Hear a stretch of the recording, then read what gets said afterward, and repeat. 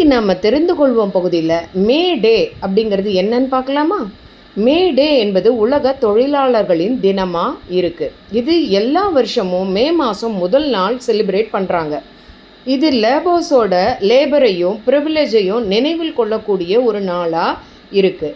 1886 அமெரிக்காவோட சிகாகோவில் labours 8 hours மட்டும்தான் பணி செய்ய முடியும் அப்படின்னு போராட்டம் பண்ணாங்க. அந்த போராட்டம் தான் மே டே அப்படிங்கிற நாள் வருவதற்கு ஒரு காரணமாக இருக்குது. இந்த நாள் லேபர்ஸ் கிட்ட workers rights, equality and good working conditions இப்படி அவேர்னஸ் கிரியேட் பண்ணுற மாதிரி தான் இந்த நாள் கொண்டாடப்படுகிறது. இந்த நாள் உலகம் முழுவதும் எல்லா வேலை பார்க்கும் இடங்கள்லையும் ஹாலிடேயாக இருக்குது. எதுக்கு தெரியுமா? சும்மா ஜாலியாக இருக்க இல்லை, அந்த லேபர்ஸ்க்கு நன்றி செலுத்தக்கூடிய நாளாக இருக்கணும் அப்படிங்கிறதுக்காக தான்.